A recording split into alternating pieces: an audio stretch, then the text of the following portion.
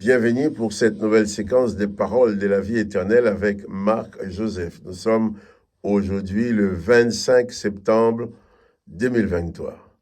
25 septembre 2023, encore un jour de grâce que nous avons à vivre dans la présence de Jésus-Christ. Un jour de grâce parce que Jésus-Christ est avec toi. Quand Jésus-Christ est avec toi, tu es toujours dans la dimension de la grâce. Chaque jour est un jour de grâce. Chaque instant, c'est un instant de grâce. Parce que Jésus-Christ ne te condamnera jamais. Il est là pour te faire grâce. Il est là pour te faire grâce. Il est là pour te pardonner, pour te porter, pour te guérir, pour te consoler. Jésus-Christ ne viendra jamais t'accabler, quelles que soient les circonstances de la vie. Il est là uniquement pour te sauver. Donc, comme Jésus-Christ est avec toi tous les jours jusqu'à la fin du monde, chaque jour est pour toi un jour de grâce et de bénédiction. Jésus-Christ, dans sa présence, apporte sa grâce dans ta vie. Que son Saint-Nom soit béni. Et nous pouvons aider d'autres personnes à entrer dans cette dimension de la grâce, juste en mettant un petit coup de pouce sur cette vidéo pour dire que tu aimes. Quand tu cliques, tu dis que tu aimes, cette vidéo est proposée à d'autres personnes qui ne nous connaissent pas. Or, le but pour nous, l'objectif de cette vidéo, c'est de dire au monde entier, tu me diras, c'est une grande prétention, mais dans le monde entier, on peut regarder cette vidéo pour entendre que Jésus-Christ t'accompagne. Et c'est ce que je veux proclamer haut et fort et les rappeler tout le matin à tous ceux qui peuvent entendre la vidéo, que Jésus-Christ est avec toi, non seulement aujourd'hui, mais tous les jours, jusqu'à la fin du monde. Autant que le monde existe, autant Jésus-Christ est avec toi. C'est lui qui le dit. Que son Saint-Nom soit béni. Je ne connais pas les circonstances de ta journée, je ne connais pas ce que tu vas avoir à vivre, mais je connais une chose, c'est que Jésus-Christ est avec toi, il t'accompagne pour te faire du bien dans toutes les circonstances. Alors, que le nom de notre Seigneur et Sauveur, Jésus-Christ, soit béni, que toi aussi tu sois béni. Je vais donc continuer avec toi la lecture de l'évangile de Marc, qui parle de la crucifixion de Jésus, qui parle de Jésus qui a été jugé, déclaré non coupable, condamné à mort, frappé des verges, condamné à mort, torturé et crucifié après cette déclaration de non-culpabilité. Vous me dites que c'est grave, c'est la plus grosse erreur judiciaire que le monde a connue. On déclare quelqu'un non coupable, mais néanmoins, on le condamne quand même, on le maltraite, on le fait souffrir au maximum, ensuite, on le tue. C'est ce qui est arrivé à Jésus-Christ. Pourquoi? Oui, ça tombe quand même. Pourquoi a-t-on fait ça? Eh bien, on l'a fait parce que Jésus-Christ est venu apporter aux humains la chose qui leur a été éternellement interdite. L'Éternel des armées avait dit, empêchons-les de vivre éternellement. Et Jésus vient dire que celui qui croit en lui vivra éternellement. L'Éternel des armées avait dit, je détruirai l'homme que j'ai créé. Et Jésus-Christ vient dire, je le ressusciterai.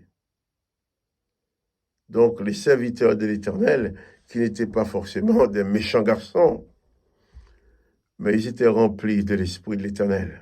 Ils étaient remplis de cet esprit de condamnation, cet esprit de jugement qui ne pouvait pas supporter que des hommes et des femmes comme nous accèdent à cette dimension de la grâce, accèdent à l'éternité sans l'avoir mérité.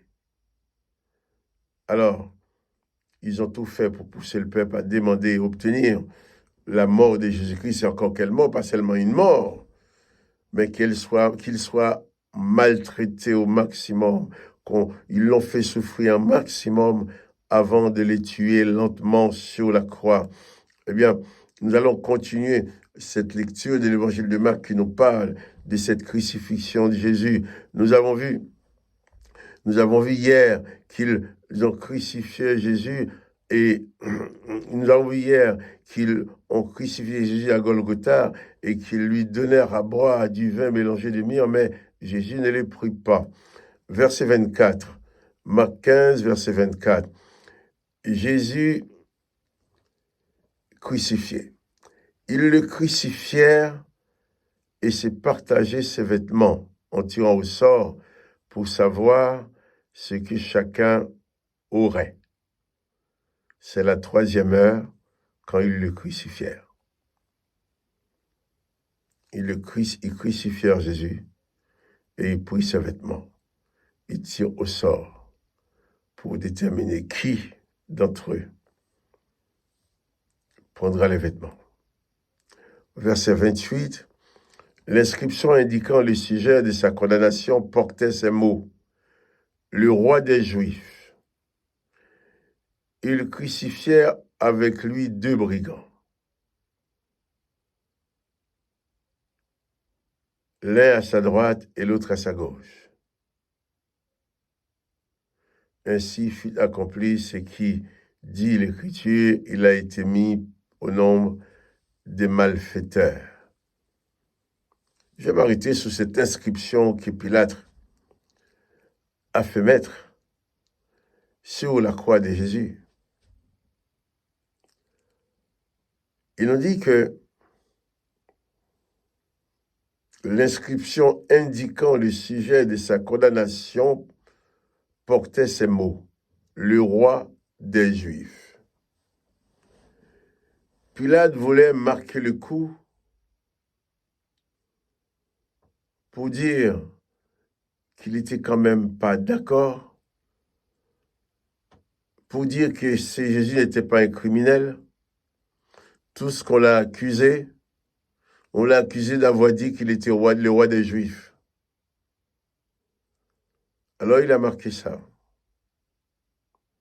Mais le texte nous dit que les chefs religieux vont demander à Pilate d'enlever cette inscription. Pilate va leur répondre, ce que j'ai écrit, je l'ai écrit. Là, Pilate a fait preuve d'autorité. Il aurait aussi pu faire preuve d'autorité pour libérer Jésus, pour dire, moi, je ne vais pas vous laisser tuer un innocent. Mais il ne l'a pas fait. Au contraire, d'autres textes ont dit qu'il s'est lavé les mains en disant, ma main est pure du sang de ces justes. Pilate dit que, eh bien, cet homme-là, la raison de sa mort, c'est qu'il s'est dit le roi des Juifs. Jésus-Christ n'a jamais voulu que les hommes l'élèvent comme roi des Juifs. Jésus-Christ n'a jamais voulu remplacer les Romains qui gouvernaient le pays. Jésus-Christ a seulement voulu apporter à chaque homme, chaque femme qui le veut, les paroles de la vie éternelle. Comme pour te dire aujourd'hui, qui que tu sois, tu peux être sauvé par Jésus-Christ. Tu peux recevoir le salut, tu peux recevoir la grâce. Tu peux entrer dans ces grands privilèges d'avoir Jésus-Christ avec toi tous les jours jusqu'à la fin du monde. Bien sûr, on l'a malmené. Bien sûr, on l'a accusé. Bien sûr, on l'a tué. Mais bien sûr qu'il est ressuscité et vivant au siècle des siècles. Et c'est ce Jésus qui te dit à toi aujourd'hui, qui que tu sois, viens à moi. Qui que tu sois, reçois Jésus-Christ dans ta vie. Qui que tu sois, laisse la place à Jésus-Christ dans ta vie pour te diriger, te gouverner, pour te faire du bien. La présence de Jésus-Christ ne sera jamais une malédiction dans ta vie. La présence de Jésus-Christ ne sera jamais là pour te condamner. La présence de Jésus-Christ ne sera jamais là pour t'enfoncer, même quand tu as fait du mal. Au contraire, cette présence de Jésus-Christ va te libérer définitivement du pouvoir des mauvais esprits qui peuvent avoir une sorte de pouvoir dans ta vie. La présence de Jésus-Christ va te libérer du pouvoir de toutes les puissances démoniaques qui sont là pour te pousser à faire du mal ou qui sont là tout simplement pour te faire du mal. reçois dans ta vie à l'instant même Jésus-Christ. Dis-lui, Seigneur Jésus, je t'invite à venir dans ma vie. Je veux te recevoir en moi comme maître, comme sauveur et comme Seigneur. Et tu verras, les choses peuvent changer rapidement. Quand Jésus-Christ arrive, aucun démon ne peut supporter la présence de Jésus-Christ. Nous avons l'exemple dans la synagogue de Nazareth, ces démoniaques qui étaient là tous les jours dans la présence de l'Éternel. Il y a que quand Jésus-Christ est entré dans la synagogue, que ces démons étaient tourmentés.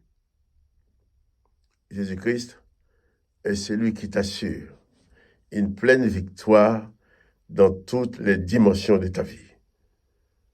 Que le nom de Jésus-Christ soit béni. Que toi aussi tu sois béni, mais souviens-toi, n'oublie jamais que Jésus-Christ est avec toi tous les jours, jusqu'à la fin du monde. Quant à moi, Marc-Joseph, je te dis, n'oublie pas les petits coups de pouce. Sois béni. Et à demain pour une autre séquence de paroles de la vie éternelle.